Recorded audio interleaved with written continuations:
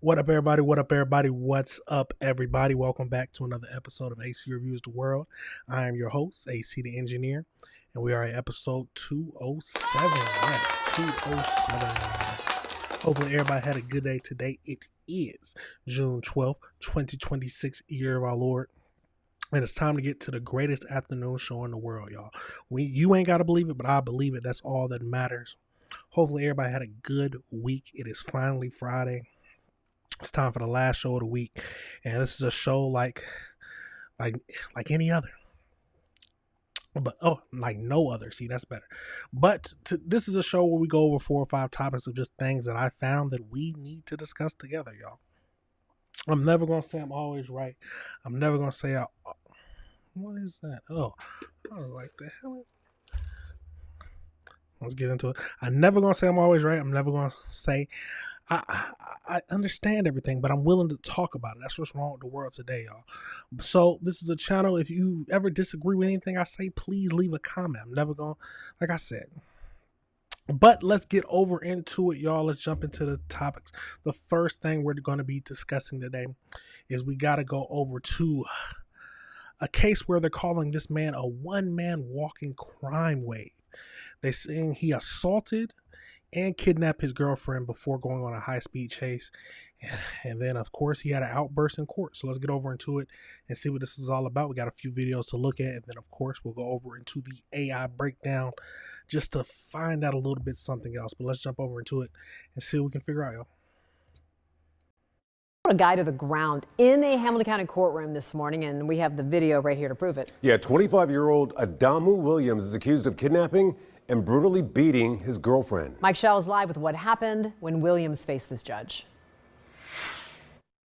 Tricia, we have seen defendants speak out when they should remain silent or be disruptive in court in some other way, but rarely does it rise to the level we saw during this morning's arraignment hearing of a man accused of kidnapping his girlfriend, leading police on a multi-county chase, and causing a crash that injured several people.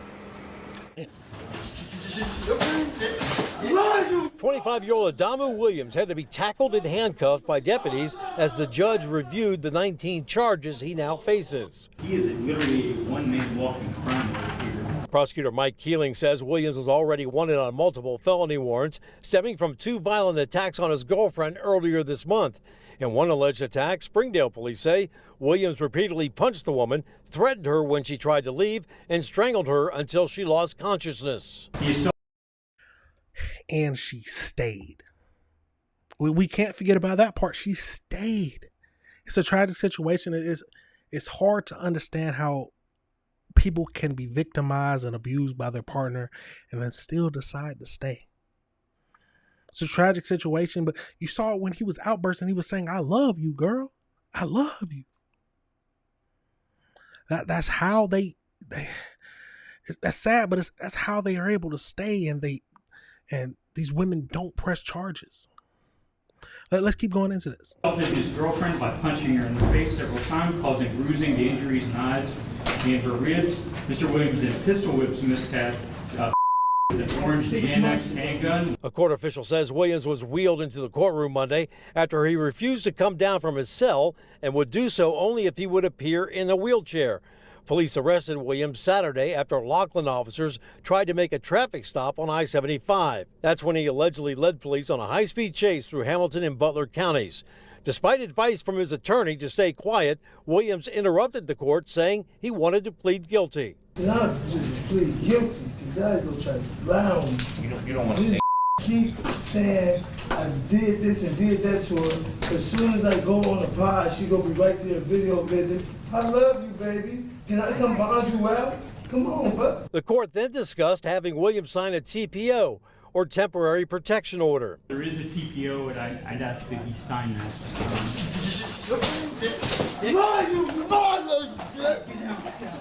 Authorities say dispatchers warned officers Saturday that Williams was wanted on felony warrants, may have been armed, and was refusing to let a passenger out of his vehicle. Williams could be heard repeatedly professing his love for his girlfriend while deputies forcibly removed him from the courtroom. The judge ordered Williams held on $770,000 straight cash bond on the 19 charges against him.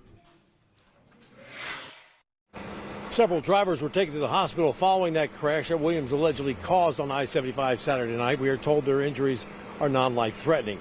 Williams also faces 3 drug trafficking charges after police say they found what appears to be fentanyl, Xanax, cocaine, and other narcotics in his possession at the time of his arrest. Oh, yeah, he needs to be in jail. He needs to be in bail. But did you hear that last part? He said that she's just going to end up bailing me out. That's that's crazy. Let's get over into one more video. And this just goes a full video of exactly his outburst. Let's get into that. Fine for probable cause. Thank you. So I just plead guilty because y'all go try to lie on me. You don't want to say. Keep saying I did this and did that to her. As soon as I go on the pod, she gonna be right there, video visit. I love you, baby. Can I come bond you out? Come on, bud. And then I kidnapped my sister. There's a woman raising her hand in the gallery. Do we know who that is? Jessica Calvin. She's the one that they have a TPO for. Yeah. Actually, Your Honor, there is a TPO, and I'd ask that he sign that.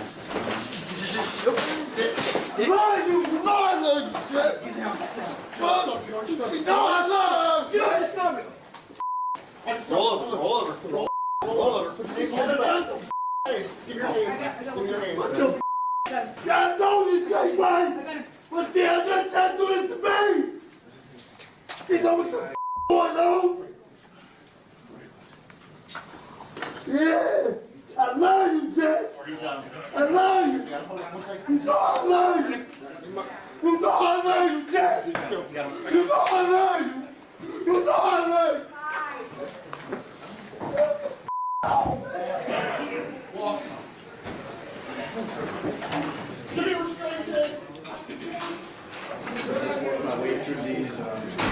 You know I love you, girl.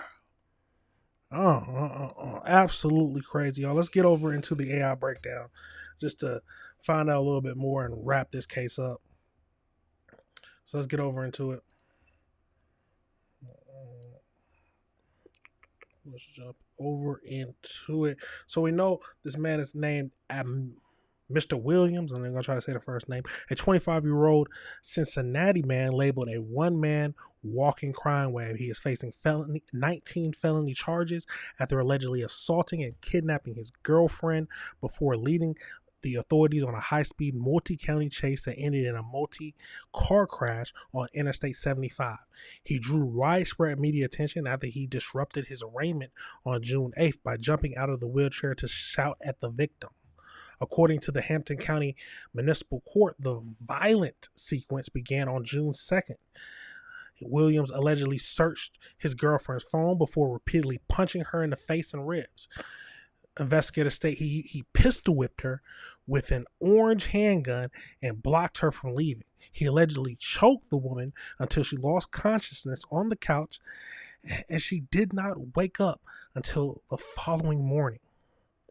Following the assault, the felony warrants were issued for Williams' arrest. On Saturday, June 6th, police spotted him on I-75 when they attempted to do a traffic stop. Williams fled initiating a high-speed chase spanning Hampton and Butler counties.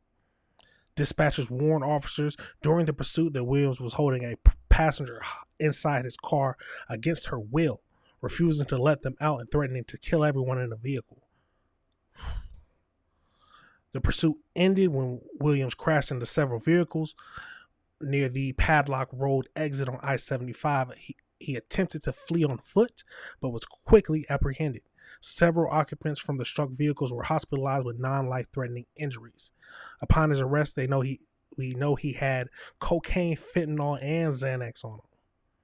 During his arraignment, we know that just minutes before the hearing, Williams noticed his girlfriend in the courtroom galley. He suddenly leapt out of the wheelchair, ignored his defense attorney's orders, and began shouting and cussing frantically.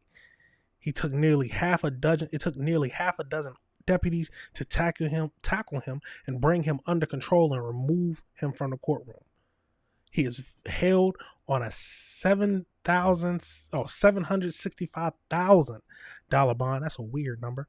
His 19 charges include kidnapping, felony assault, domestic violence, strangulation, drug trafficking. The judge has issued a formal temporary protection order to keep him away from the victim. Wow, y'all. The world is crazy. But we got to remember that he's assaulted her and abused her multiple times before. They mentioned it already. And he even stated that he's going through this before. He's basically said, she's just going to bond me out again, saying, I forgive you, I love you. So will he ever stop? Probably not. It's a crazy situation, y'all. Let me know your thoughts. And let me know if you disagree with anything I said. If you're ever in an abusive relationship, you go seek help. No one should be hitting you. That is the first thing, man or woman. Absolutely crazy situation, y'all. Like I said, let me know if you disagree with anything I said. We're going to pivot now into our next topic we're going to be discussing today. And we're going over into a police chief has been arrested and indicted on over 70 felony counts relating to abusing a minor. A police chief. The people who are supposed to protect you. Let's get over into a few videos of this. And then, of course, we'll go over into the AI breakdown just to join everything together. Let's get into it. Breaking now at 11, a tri-state police chief has been arrested and indicted on 70 counts of sexual abuse involving a minor. That's right. This is according to Claremont County prosecuting attorney Mark Tvolky. 44-year-old Chad Essert, Bethel's police chief, was indicted by a grand jury on 56 counts of sexual battery and 14 counts of unlawful sexual conduct with a minor. According to the release, between 2005 and 2010, while Essert was an instructor at the Young Marines and a teacher at Scarlet Oaks in Sharonville, he had inappropriate contact with a student in locations throughout Claremont and Hamilton counties. He was taken into custody this morning in Seminole, Florida, where he is being held and awaits extradition. He was placed on paid administrative leave in May during an investigation into his conduct, but he was not found guilty of any criminal behavior. The world is a truly dark place. Someone who's supposed to guide you. He was a teacher. Someone he's supposed to be guiding and mentoring. And it's happened over a span of 5 years. No one noticed. I wonder where her parents were. This is a crazy situation, y'all. Let's get over into the next video and see what else it tells us. A police chief in Claremont County remains in jail in Florida this afternoon. Bethel Police Chief Chad Essert faces dozens of felony sexual battery charges. And WLWT News 5's Aaron Thomas is live for us in the village of Bethel with the latest on that investigation. Aaron. Yeah, Megan, so Police Chief Chad Essert is more than 900 miles away from where I'm standing right now, from Bethel, Ohio, all the way to Florida, where he remains behind bars. And this is all in connection to that 70-count indictment that was dropped last night. We can show you this photo that we obtained from authorities in Pinellas County, Florida. This is the mugshot of Chad Essert, where he remains behind bars in their facility. Right now, it remains unclear as to why he was in Florida at the time of his arrest. Claremont County prosecutors released a secret indictment against Essert, which lists more than 50 counts of sexual battery, more than 10 counts of unlawful sexual conduct. And these alleged incidents occurred between the years 2005 and 2010. At this hour, we're working to find out what prompted this investigation and how these charges surface now for these alleged crimes. The Ohio Attorney General's office database shows that he's worked with Elmwood, Mainville, and Lincoln Heights police departments throughout the years. Now, I have put out a request with the Bethel mayor, every single council member, as well as the Claremont County Prosecutor's Office, and at this time, we're still waiting to hear back. Live in Bethel, Aaron Thomas, WLWT News 5. Okay, so Aaron, what was the chief's current status with the Bethel Police Department during this arraignment? Yeah, so what we know so far is not too long ago, we actually reported on a separate investigation that has no ties to the one that we're currently reporting on right now. But as it stands, he is currently on leave as it relates to the previous investigation. But right now, authorities are waiting to have him extradited from Florida back to Ohio. Whoa. Police, I've said this several times before. When it comes to police officers, agents, people who are supposed to protect the public, I believe they need to be held at a higher standard. So they need to get larger and more severe punishments when they do the same crime as a civilian. At least that's my thinking. It makes sense to me, someone who's supposed to protect the public and then ends up doing crime themselves, especially crimes like this where they're assaulting minors. Wow. Let's get over into an AI breakdown just to bring all this together and learn anything else that we need to know about this whole case. So as we know, we got the Bethel police chief, Chad, has been arrested and indicted on 70 felony counts relating to the sexual abuse of a minor. According to the county prosecutor's office, a grand jury handed down a secret indictment. 70 felony counts, 56 counts of third-degree felonies, 14 counts of third-degree felonies, up to 280 years if convicted on all charges. Wow. 280 years. 80 years. So let's get over into the case details. The alleged offenses took place between 2005 and 2010. At the time, the alleged incidents, he was working as an instructor of a young Marines and a teacher at the Career Center. The victim was one of his students. The abuse allegedly occurred across multiple areas in Claremont County and Hampton County. The sheriff's office arrested the 44-year-old on Thursday evening in Florida. He remains held in the county jail. He is awaiting extradition to be returned to Claremont County to face the charges. Before the indictment, he had already been placed on administrative leave by the village of Bethel in May due to unrelated internal investigation regarding the alleged sexual harassment of a subordinate. Additional details and updates you can be blah blah. You don't need to know about it. But so he was already on leave for the sexual contact for one of his subordinates, and then now it comes to light that he was assaulting students, minors. Nah, throw the book at him. At the word, throw the book at him. This is a crazy case, y'all. Let me know your thoughts and let me know if you disagree with anything I said. Absolutely wild. Yeah, it's hard when you can't even trust the police sometimes. Absolutely crazy, y'all. Let's pivot over into our third topic we're going to be discussing today.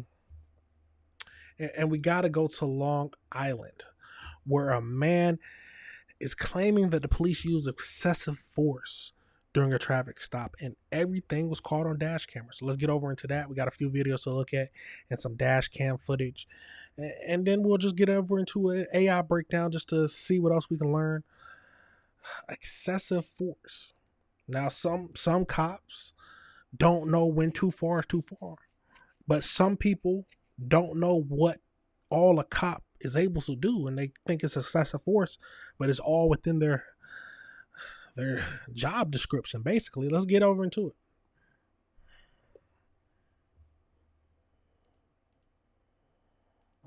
I'm going under arrest. You're watching dashcam video from Craig Manning's car. The Suffolk County man says he was beaten by 5 Suffolk police officers following a traffic stop. Manning is now suing Suffolk Police in Suffolk County, claiming police misconduct, unreasonable and unnecessary use of force, and a violation of his constitutional rights. I feared for my life and never once attempted to harm an officer. It happened on Horse Block Road in Farmingville on April 2nd. Manning says he was pulled over by 2 officers for allegedly making an illegal left turn. Manning says he asked to speak to a supervisor and refused to give the officers his driver's license and registration. I will never forget the look on the officer's face, full of disgust. I was immediately fearful.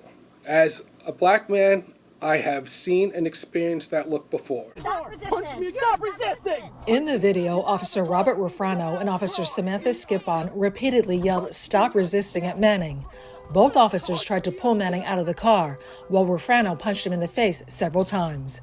3 other cops who arrived at the scene later also allegedly punched Manning. I thought the abuse wouldn't stop. In the police report, Rufrano said he, quote, struck the subject in the head with a closed fist in order to handcuff Manning. The report doesn't say anything about the several punches he landed on Manning's head and face, as shown in the video. Manning was charged with resisting arrest and traffic violations after the alleged assault. The charges were later dismissed. Now tell me your initial thoughts on this. Do you think that was excessive force? Some will say that police, especially when they're trying to handcuff you, and if you resist being handcuffed or taken out the car, they are allowed to use force. I've always said that if they give you an order, go with it, and then call your lawyer afterwards. I would rather just, if they want me to get out the car, get out the car. If I feel like my rights have been violated, then I will call my lawyer. I'm not going to fight because I don't want to get into a fight with a police officer. I don't want to be put in that position where I got to get hit and feel like I can't defend myself. So I'd rather just, you want me to get out the car, I will get out the car. As soon as I'm able to talk, I'm calling my lawyer if I feel like my rights have been violated. But let's keep going. The whole ordeal has been a horror show for my family and I. I am haunted by the rage and intent to harm me. Spokesperson for Suffolk Police declined comments citing pending litigation. Manning and Brewington say the lawsuit sends a powerful message to Suffolk Police. If we don't speak up when these atrocities happen, there can be no change. For Newsday TV, I'm Virginia Huey. So what are your thoughts, y'all? Let's get over into this next one. It started with a left turn in Medford on April 2nd. Dashcam video shows Craig Manning in the straight lane on North Ocean Avenue. He says he then moved into the turning lane. Seconds later, Manning's attorney says this unmarked police car pulled him over. How you doing? At first, Manning interacts with officers. He then refuses to hand over his license and registration, and he demands a supervisor.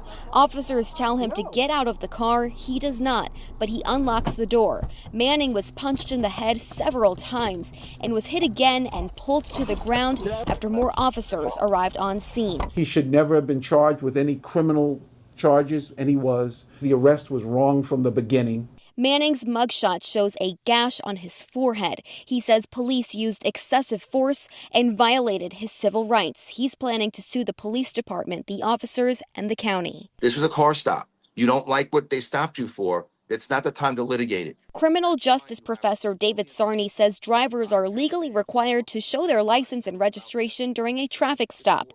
He says supervisors do not have to be present, and he says the question of whether the force used was reasonable depends on the circumstances. If he was saying he was in fear of his safety, it did not appear, based on his words and his actions, he was scared at all. Compliance is key. If you refuse to comply with a car stop, that elevates the officer's fears, in a sense, or safety issues for them. And Suffolk Police said they cannot comment on this incident or the officers because of the pending lawsuit. We also reached out to the Suffolk District Attorney's Office. We did not hear back. So how do y'all feel about that, y'all? Why do I always have that? Well, how do y'all feel about that, y'all? It's because it makes sense. He said that you are required to give over, if during a traffic stop, a driver is required to give over their license and registration when they're asked. Tell me if that's true, if that's wrong, but if that's what he's saying, all right. So if they refuse to give you that, are you allowed to force them out of the car? And then if they refuse to get out the car, you're allowed to use force to make them. Those are some questions that I'm thinking about. Let's go over to one more video. And this is just of a more in-depth video of the dash cam footage. Let's get over into it. This is thanks to our good old friend Twitter. Let's jump into it. You come out of the car now. No. Yeah, get out of the car. Oh, right now. What are you gonna do? What are you gonna do? Out. No. Get out. No. Yeah, you're going under arrest now. I'm going under arrest?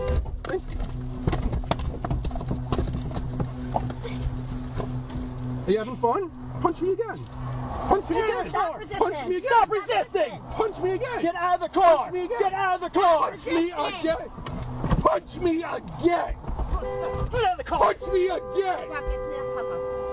This was unnecessary, unreasonable use of force. Attorney Fred Brewington says, punch me again. Well, we got the gist of the video, y'all. What are your thoughts? Let's get over into this layout. Let's get over into this AI breakdown just to finish it all up. So as we know that this Craig Manning has filed a notice claim to launch a federal civil rights lawsuit against the Suffolk County Police Department, alleging multiple officers brutally beat him during an April 2nd, 2026 traffic stop in Medford. The entire escalation was captured on both the vehicle's dash cam and the police body cam footage, which Manning's legal team released publicly. According to the video footage and court documents filed by Manning's civil rights attorney, Manning was pulled over on North Ocean Avenue by an unmarked vehicle. Manning interacted with the officer but refused to provide license and registration, repeatedly requesting that the officer go get a supervisor. He also declined the initial order to step out of the vehicle. Manning unlocked his car door. Officer entered his vehicle. The footage shows that he was striking Manning in the head and face more than half a dozen times. Officers forcefully yanked him across the center console while his opposite wrist was pulled in the other direction. When backup units arrived, they took Manning to the ground where the alleged additional officers joined the assault. Manning, who is black, stated he feared for his life and believes that the traffic assault was entirely racially motivated. Manning suffered a concussion, a significant forehead laceration, and 2 black eyes. Manning was originally booked on a traffic violation and resisting arrest. According to his attorney, the criminal charges have since been dismissed. The police officer's report filed by officer states that he struck Manning with a closed fist to enforce handcuffs, but the report omits the multiple facial punches on the camera. The police department maintains a policy of non-commenting on active pending litigations. Wow. Now, the main question is, do you think an officer is allowed? So first thing first, if an officer asks you for your license and registration, are you allowed? Should you give it to them? And the second thing is, if you refuse to, are they allowed to forcefully take you out the car? And if you refuse that, are they allowed to punch you? What does that say about the crime? Let's see. Hold on.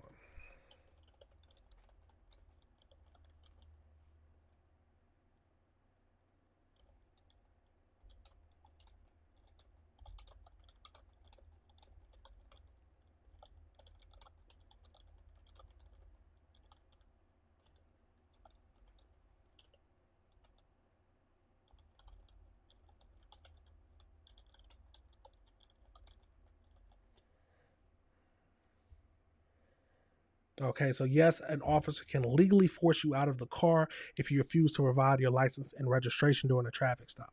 Under the U.S. Constitution, a police officer has a legal authority to both drivers and passengers out of a vehicle during a lawful traffic stop, and refusing to comply can escalate the situation into a physical extraction and additional criminal charges.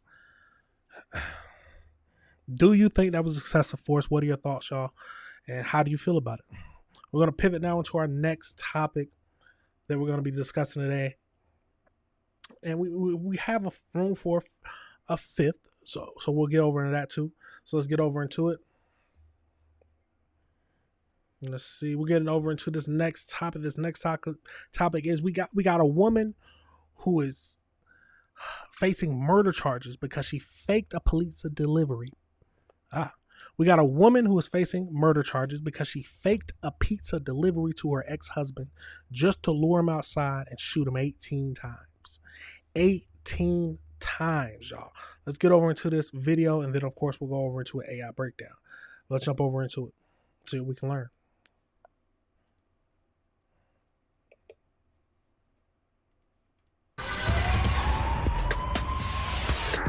Trackdown looks back at a case from March with an arrest that was made in May. 1,200 miles away in Raleigh, North Carolina. Two big surprises. A tiny taillight led detectives to their suspect, the ex-wife of a man shot 18 times who survived the surprise attack disguised as a pizza delivery.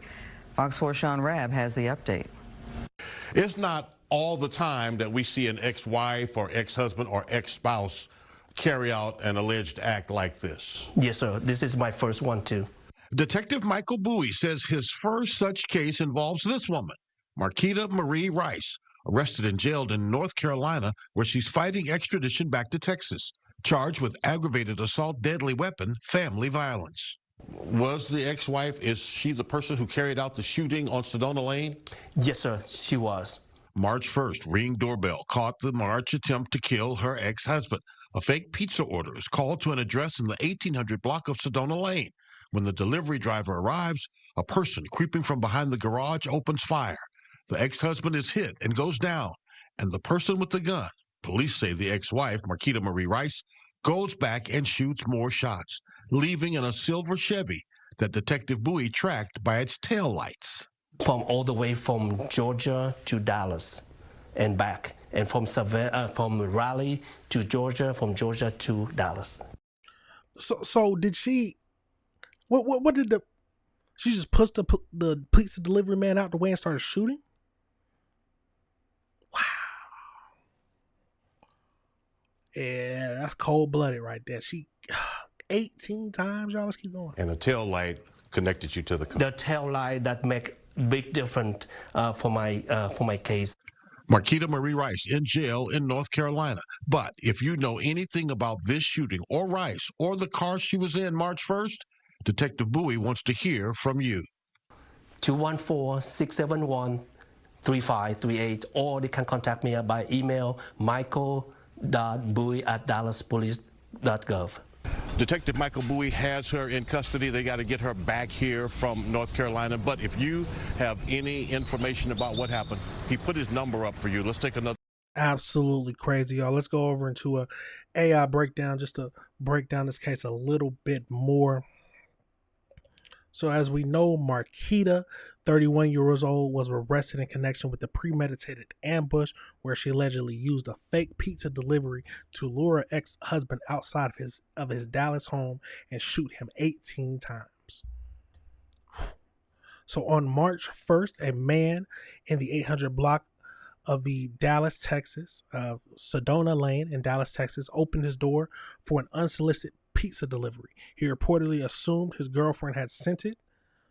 Home surveillance footage captured a suspect dressed in all black, waiting behind a garage wall. As soon as the victim opened the door, the shooter opened fire, ran away, and then returned to fire additional shots. Miraculously, the victim survived his injuries after being rushed to the hospital in critical condition, despite being struck 18 times. Deputies determined that the attack was heavily premeditated, and the suspect placed a small cash-paid pizza order online specifically to draw the victim outside. That's for sure premeditation. So Dallas police tracked down the victim's car, a silver Chevrolet Trax, by identifying a unique detail in the taillights from the grainy surveillance footage.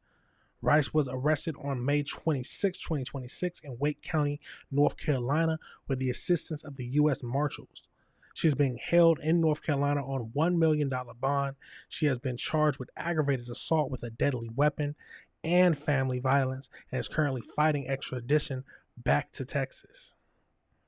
Wow. I wonder what kind of relationship and what kind of thing they were going through to make her want to kill her ex-husband. 18, that's a lot of anger. 18 times? I wonder, was she just crazy? Was there some kind of infidelity? What was going on? We might never know, but that's a crazy situation, y'all, and we will keep up with it to find out more information if we do. But absolutely craziness. Let me know your thoughts, and let me know if you disagree about anything I said. Wow.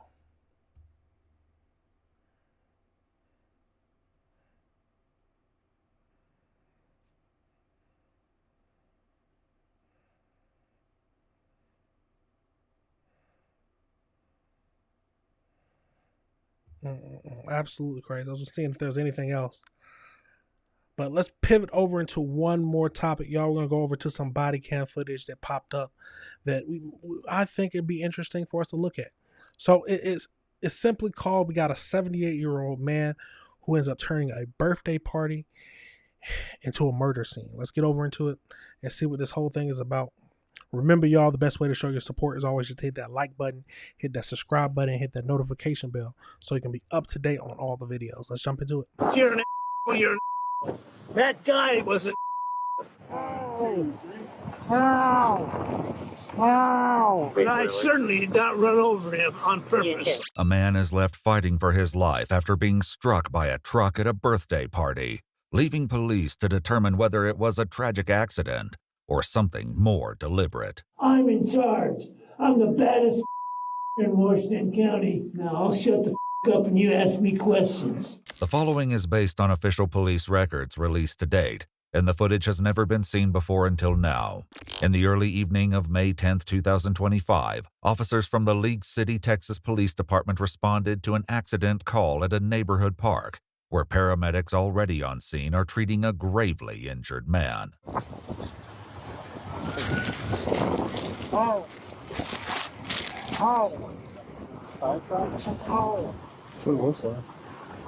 Hey, sir, what's your name? What's that?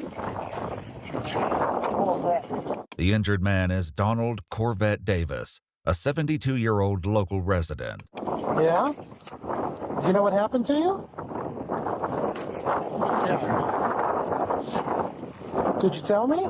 With Corvette too weak to explain what happened, officers begin working to determine how and why something like this could occur. You got these acceleration marks right here, or braking marks. I don't know if it was this truck that... See him right here in the back? I don't know if that's what hit him. They turn their attention to a Ford F-150 parked on the grass nearby, and the man still seated behind the wheel. 78-year-old Vietnam veteran and former League City resident, Ted Castle. I'm the one who ran over him. You're the one who ran over him? Yeah. My foot slips off the brake sometimes in this truck. What were you doing out here? Came from my friend's birthday party. Okay. And is he here for the same party? I don't even know who the that is. He has a broken hip, and a femur, and a degloved right hand. So like all the skin like here like peeled back. Both men came to the park to attend the 95th birthday party of a mutual friend, known locally as Dub. As Ted continues speaking with officers, he describes prior incidents in which he says his foot slipped from the brake onto the accelerator, suggesting something similar occurred today. I was at my fish place north of Brenham buying some fish for my pond.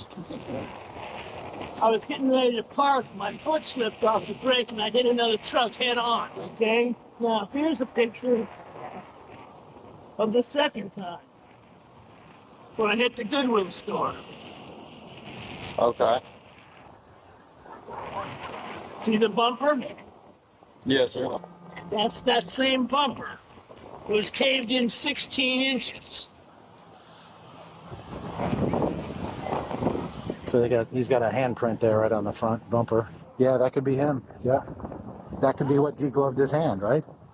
Because that possibly a right hand, maybe? That is a hand. If you're an you're Degloved his hand is a crazy thing to think about. They said that the skin just pulled off the hand. That's, oh my God, that's crazy.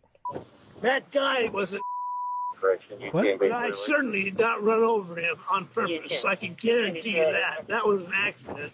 Ted goes on to tell officers that he was the first one to arrive for the party and pulled onto the grass because he has difficulty walking. With his pickup being the only vehicle there, it didn't take long for a local to notice. When he first got here, he circled around and parked there, and that's what I told him you really shouldn't.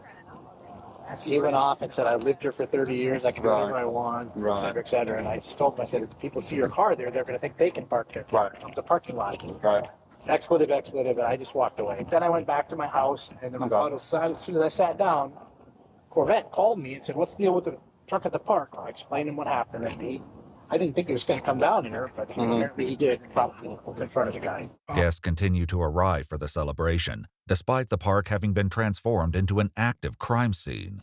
Can you believe this? People just keep showing up. No, just like this. I have the food for the birthday party. So we were saying. Oh, now we got a doodle in the scene. As Corvette is rushed to the hospital fighting for his life, Ted takes the opportunity to tell the officers a little bit about himself. Yellow's my color, right? I own this Jeep. I bought it because it was yellow. It's a 1988. Looks like a pretty fun Jeep, huh? Yes, sir. It's more than just fun, it's kicking. I'm just telling you a little bit about who the I am. I'm listening. I'm not trying to bore you. Not boring me. Good. And I guess I can show you some more yellow vehicles. But as officers continue processing the scene, Ted becomes increasingly irritated by the inconvenience the investigation is becoming for him. I want my wallet out of my truck. I don't even know where it is for sure. Okay. I'm not leaving without it. Now, when do you get that wallet? Well, somebody get over there and get it. Well, How many cops you got here? 18 cops? And nobody's helping me do a thing? I gotta piss and nobody's helping me do that? What the is wrong with you guys? Well, yeah, this man's out of control. I don't know if it's just an old man thing. He seems irritated, tired of everybody. And I'm not even 100% sure he accidentally hit him. there were written statements. We're also working. How long does it take? But at least I'm losing my temper. You don't want me to lose my temper. No, I don't think. My attorney will not appreciate that. He's going to have you guys go nuts. Who's your attorney? None of your business. None of your business. Okay. But by God, when he shows up, you'll recognize who he is. And you better not arrest me. If you do, you'll be making the biggest mistake of your life. Hey, come here. Get over here. All right. I gotta piss right now. Okay. I'll figure it out. I'm gonna piss right. I'll stand up and piss right here. I'm gonna piss by my truck or by this table. You're not going to piss by either of those. You're starting to piss me off already. Don't tell me what I can and can't do. Well, you can't piss out here. You can't pull your out and piss. You can't do that. You guys, your brains aren't working very well, especially his. I want a new detective. Oh no, sir. He's a very good detective. We'll see. So far, he's not impressed me. What? Okay. Sorry to hear that, Trent. Good. I want to piss right now. If I wet my pants, you guys are going to be in trouble.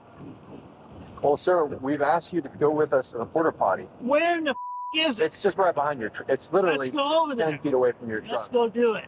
All right. Don't with me. Get out of my way. I gotta have room. No, that's fine. I'm not. My balance sucks. That's fine. Move out of my way. I gotta stay close. Back sir. up.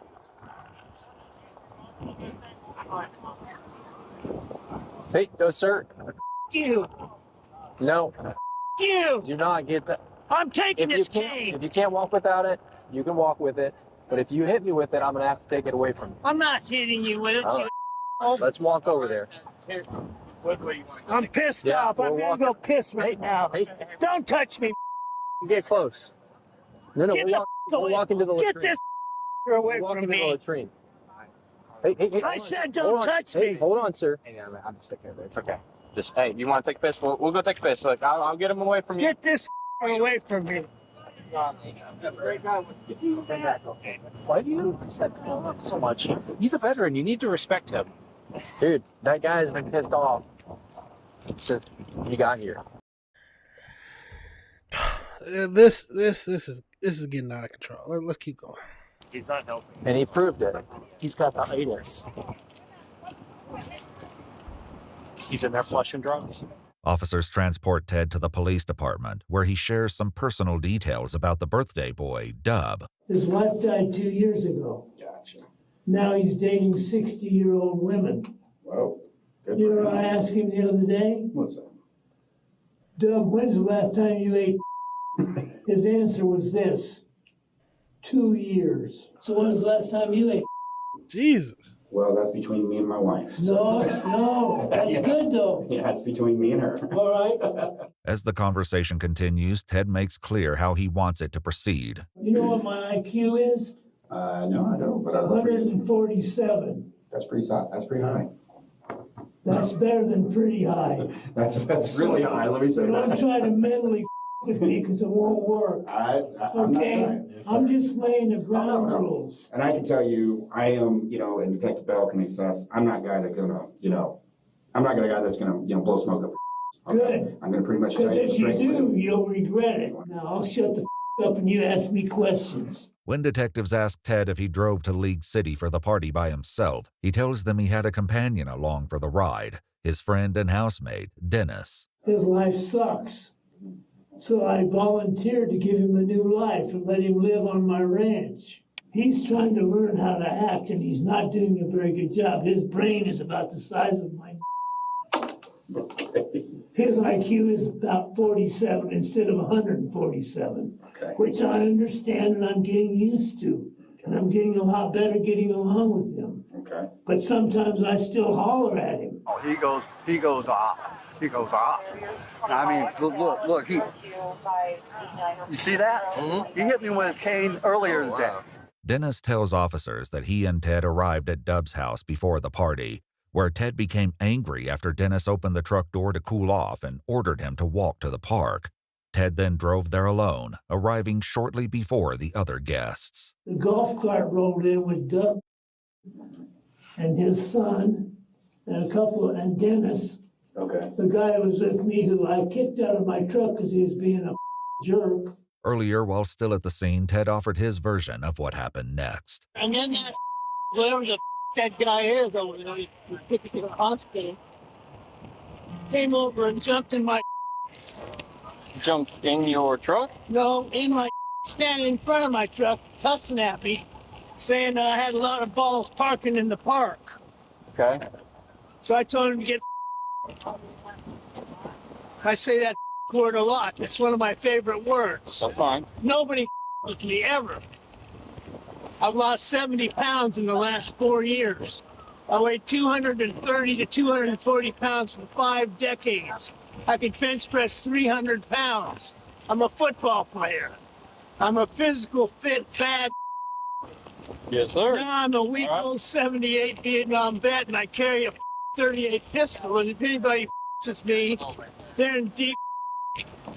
Okay. Nobody with me. I don't give a if I'm weak and old. I can still pull a trigger.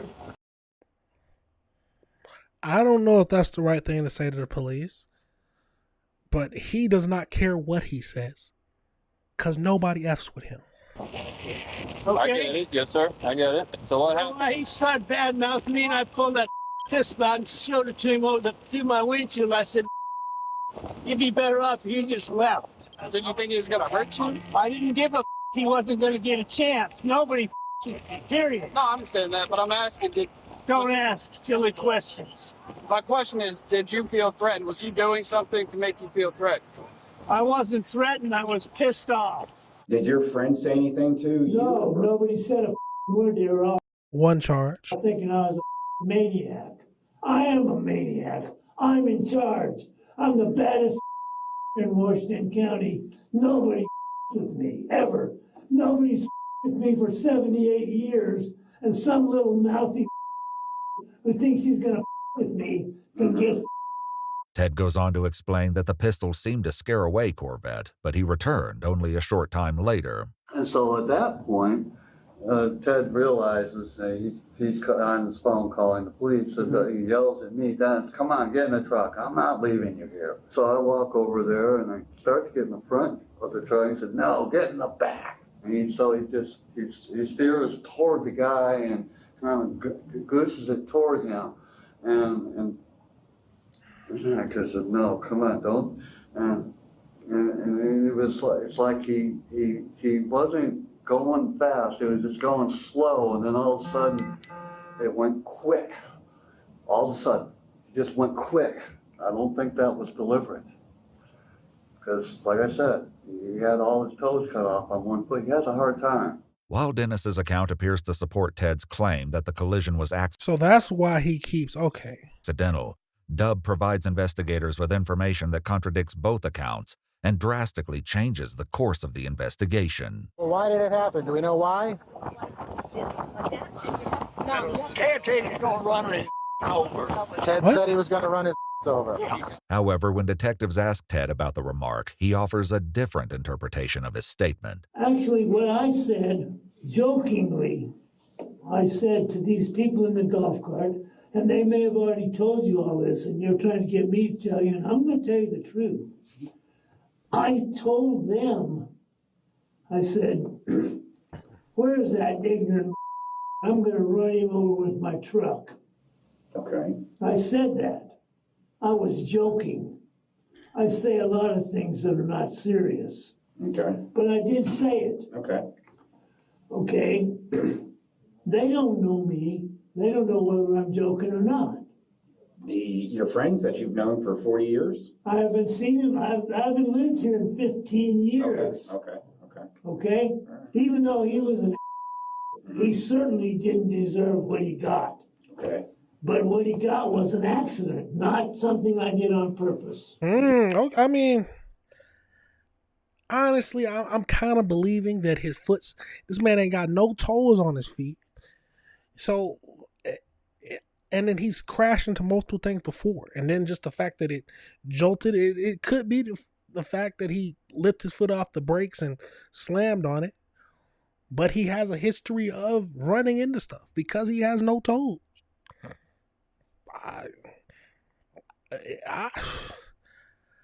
With the past history, I can give it to him that it might be an accident.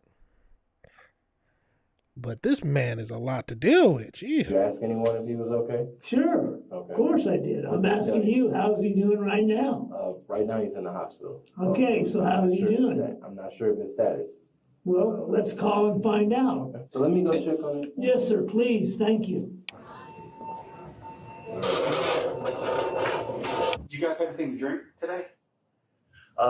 He did. He had 2 drinks. He started to have a drink right there at Dove's, but then he ended up leaving with that. And I believe while he was at the park, he drank 2 of them because right after that accident, he had me take 2 beers out, throw them in the trash can before the police department came in after he had run over that guy.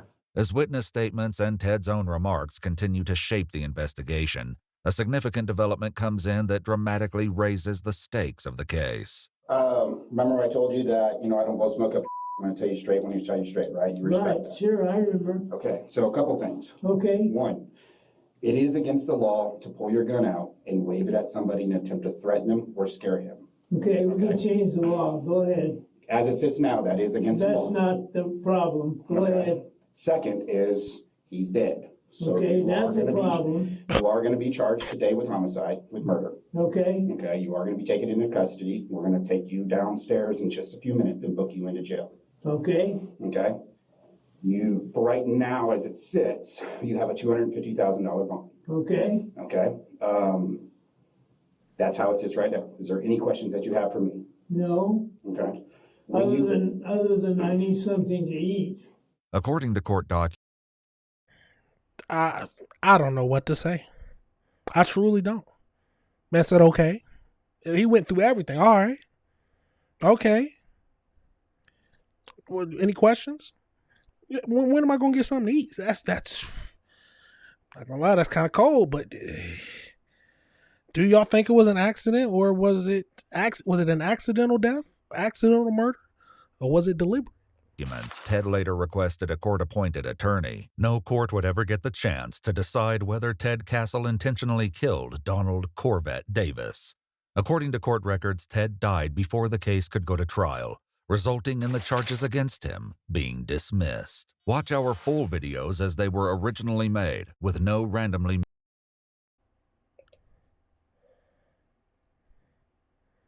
I was not expecting that. That threw me through a loop. So it doesn't matter. He died. Wow. But it still stands. What do y'all think? Do y'all think that was an accident? You think it was deliberate? He talks a lot of shit, but is he really about it? Did he really hit him with his car? Or was it a slip because he ain't got no toes on his foot? Absolutely crazy situation, y'all. Let me know your thoughts on that, and let me know if you disagree with anything I said. That is it for the show, y'all. We had a beautiful week of streaming. Remember, y'all, if you disagreed with anything I said, please leave a comment. I'm never going to say I'm always right. I'm never going to say I understand everything, but I'm willing to talk about it. That's what this show is about. Now, if you like this type of content, remember the best way to show your support is always just hit that like button, hit that subscribe button, hit that notification bell so you can be up to date on all the videos. But that is it for today, y'all. You already know these videos will be broken down, but I will see y'all next week. I might do a surprise stream on Saturday, but y'all will find that out a few hours before. But that's it for now, y'all. You already know. Got to play that out.